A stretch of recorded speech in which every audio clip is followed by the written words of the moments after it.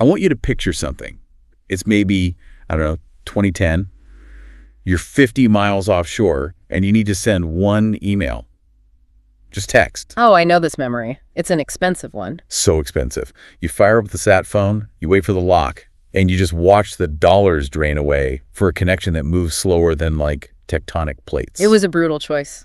You had to decide, is this email worth my kid's college fund? It was a genuine trade-off. For so long, being on the water meant you were either completely cut off or you were paying a king's ransom for truly terrible internet. But that's all changed now. I mean, completely. It's a total paradigm shift. And everyone, they point to Starlink as this magic solution. But I was digging into some analysis that suggests it's not quite that simple. It's never plug and play in a marine environment. The ocean just finds a way to break consumer tech. And that is the perfect jumping off point for today's deep dive. We're looking at a really fascinating technical breakdown from a company called Marine Data Solutions. Right. These are the people who are actually on the boats installing this stuff. Exactly. They put out this piece on the marine version of Starlink. And what got me wasn't the hype. It was the engineering reality check. Yeah. What I liked is that it cuts through all that. It just looks at the hardware, the physics, and the actual economics of why you can't just take your home dish and bolt it to your boat. That's the myth we have to bust first. I see it on forums all the time. Oh. Why pay for the marine version? I'll just bring my RV dish. And that's the first question Marine Data Solutions answers. Is it just a rebranded home unit? And the answer is just a hard no. Absolute no. And to really get why, you have to look at the phased array tech inside. Okay, let's get into that because physically they do look different. The home one is that little rectangle on a stick that moves around. Mm-hmm. The marine version is this flat, solid, high-performance slab. What is happening inside that thing? It's all about beam forming and the field of view. A standard residential dish is made for a roof, a static roof. It has motors, yeah, but only for that initial alignment. It expects the ground to stay still. Exactly. Whereas a boat is, well, it's just a chaotic platform. Chaotic is a good word for it. Think about it. You have a satellite screaming overhead at 17,000 miles per hour.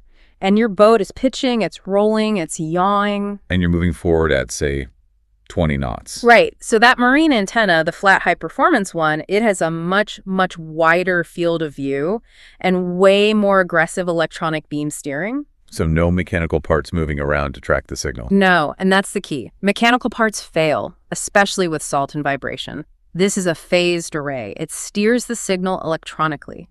Instantly. It can track a satellite from horizon to horizon while the boat is crashing through waves, and the dish itself doesn't move a millimeter. So what happens if you take the home version out there? Does it just lag a bit? It loses lock constantly. The little motors just can't keep up with the boat's movement, and the software isn't built for it. You'd get dropouts every few seconds. And that's before the ocean itself just destroys it. Oh, for sure. The salt. The analysis from Marine Data Solutions points to the IP ratings, the ingress protection. The marine gear is built for direct salt spray, hurricane force winds, constant vibration. The home version is not. Not even close. Salt air is just insidious. It gets into the motor housings of those standard dishes. The gears seize up. The circuit boards corrode. We've seen them fail in weeks. So you save a couple $1,000s up front, and then you're replacing it 3 times a season. If you're lucky. If you're unlucky, it dies 100 miles offshore when you need it most. Okay, that's the hardware. Let's talk about the data itself, the low Earth orbit part of Starlink. People know the term LEO, but I don't think they really appreciate how it completely changes the game from the old VSAT systems. This is where we have to talk about latency, and not just, lag in a video game. It's about how the fundamental protocol of the internet actually work. The handshake. The TCP/IP handshake, exactly. So legacy VSAT systems, they use geostationary satellites parked 22,000 miles away. 22,000 miles. That's a huge round trip for a signal, even at the speed of light. You're looking at, 600 to 800 milliseconds of latency. Almost a full second. In computing time, that's an eternity. When you load a web page today, your browser opens hundreds of tiny connections. Each one needs that handshake. A signal sent, a confirmation received. And with high latency, each of those tiny handshakes takes almost a second. Exactly. So it doesn't matter if you technically have a high-speed connection. The feel of it is sluggish because the whole system is just waiting for signals to travel 44,000 miles. It's like having a conversation on a delay. You can't get into a rhythm. Perfect analogy. Now let's switch to LEO. Starlink satellites are orbiting at about 340 miles up. So much, much closer. orders of magnitude closer. The Marine Data Solutions Report puts the latency at 20 to 40 milliseconds. That's fiber optic territory. So the handshakes are basically instant. Practically instant. And that changes everything. Real-time applications suddenly just work. Not just Netflix. Think remote engine diagnostics, cloud-based navigation, stuff that would just time out on VS. And what about the tracking? Because those LEO satellites are flying over, they aren't stationary. They are whizzing by. You only have a line of sight to any one satellite for a few minutes, so the system is constantly handing your connection off from one satellite to the next, seamlessly. While your boat is moving. While your boat is moving, it's basically a cellular network in space. That it works at all is amazing.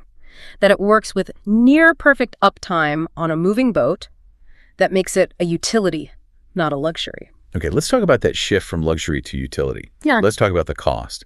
Because usually when you slap the word marine on something, the price goes up by a factor of 10. The marine tax, yeah. And that's what's so wild here. The marine version of Starlink, yeah, it's more than the home one, but it's an order of magnitude cheaper than the legacy stuff it's replacing. The source material had some numbers that I honestly had to reread because I thought they were typos. They are shocking if you're not in that world. So let's just start with the hardware. A traditional VSAT dome, that big white ball you see on yachts, that's a gyro-stabilized piece of precision machinery. You're looking at $15,000 on the absolute low end. More like $50,000 for a good one. 50 grand, just to get the signal. Before you've paid for a single megabyte of data. Now, the Starlink Marine kit is what, $2,500? $2,500 to $5,000, depending on the model. It's a tenth of the cost. It just opens the door to so many smaller boats that could never have even considered it before.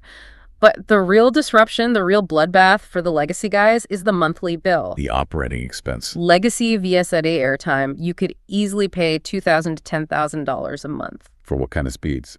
For speeds that are, frankly, not great, maybe 10, 20 megabits down if you're lucky. Starlink Marine plans, they start at $250 a month. $250.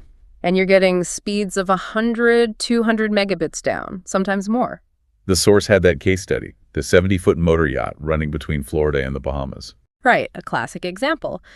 Before Starlink, they were paying about $4,000 a month for a slow, high-latency connection. $4,000 a month. After they switched to what the report calls a hybrid Starlink setup, their average monthly cost dropped to about $900. Wow. That's over $3,000 a month back into the boat's budget. Over a year, that pays for a new dinghy. Or a massive crew bonus. It completely changes the economics of chartering, too. If a guest is paying $50,000 a week for a boat, they expect the internet to work just like it does at home. You can't tell them internet is spotty anymore. You lose the booking. Now, for a small hardware investment, that boat can guarantee high-speed internet. It's not a feature, it's a baseline requirement now. Okay, you mentioned hybrid there, and this is a part of the analysis I really want to dig into. Because people hear Starlink and they think it's a one-stop solution, but the report talks a lot about integration and optimization. This is the key difference between a DIY job and a professional marine network. Starlink is incredible, but it's not perfect. Rain fade is a real thing. Obstructions are real. What's rain fade? A really heavy tropical downpour can weaken the signal. It's just physics. So if you're relying 100% on Starlink for something mission critical, you have a single point of failure. So the hybrid solution is what? It's blending connections. The analysis talks about integrating 5G cellular. When you're near the coast or in a marina, why burn your expensive satellite data? Use the local cell towers. Exactly. But you don't want the captain to have to manually switch networks. A proper installation uses what's called an SD-WAN router. It's smart. It sees 5G is available and strong. It sends all the traffic there automatically. And when you get offshore and the 5G signal drops, it seamlessly fails over to Starlink. The owner streaming a movie or the captain downloading weather charts, they don't even notice the switch happen. And that saves money on the data plans. A huge amount. Starlink has fair use policies. If you burn through your priority data, you get slowed down. Yeah? So you use the cheap, unlimited cellular when you can and save the precious satellite data for when you're really offshore. They also mentioned traffic management. I love the line about crew morale versus owner experience. It's a classic boat problem. The connection pipe is big, but it's not infinite. If you've got 6 crew members all trying to download a huge video game update at the same time the owner's trying to close a deal on a Zoom call, The owner's call is going to suffer. And the owner signs the checks. So a real installation isn't just mounting the dish, it's configuring the network. You set up separate networks, the owner gets top priority, the navigation computer gets top priority, the crew gets second priority, maybe with some limits. So it sounds like being a network admin is now a required skill for a captain. Or you get an integrator to set it up to run itself. And we should talk about just physically mounting it. The report warns about obstructions. You mean like radar interference? That's a huge one. Marine radar blasts out a massive amount of energy.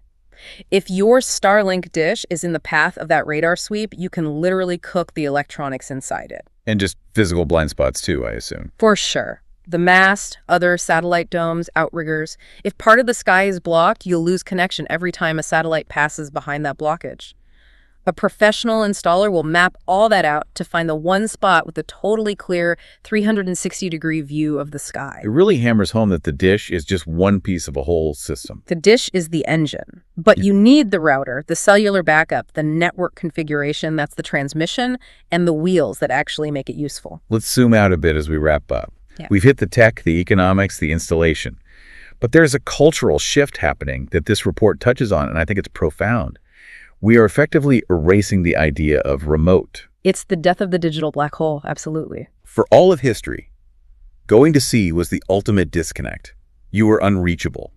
If the world was ending, you wouldn't know about it for weeks. Yeah. There was a certain romance to that. There was, and a kind of safety in it, too. You were forced to be self-reliant, but it was also a huge barrier. A lot of people, executive scientists, they just couldn't go to sea because they couldn't be offline. So this is democratizing the ocean. It's enabling a work-from-helm lifestyle that was pure science fiction 5 years ago.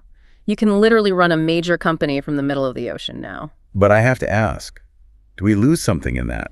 If the office can follow you to the high seas, is it really an escape anymore? That's the great paradox of modern connectivity, isn't it? We gain access to everything, but we lose the silence. It puts the burden on us. What do you mean? You now have to choose to disconnect. The ocean won't do it for you anymore. The default setting has flipped from offline to online. And pulling that plug yourself is a very different psychological act than having geography pull it for you. It is a very different state of mind. It's a fascinating thought to end on. A huge thank you to Marine Data Solutions for their analysis. It's a great reminder that even with amazing tech, expertise really matters, especially at sea. Absolutely. The hardware is 90% of it, but that last 10%, the integration, that's what keeps you online when it really counts. Thanks for joining us for this deep dive. Stay curious and maybe try turning the Wi-Fi off for an hour next time you're out there. Good luck with that. We'll see you next time.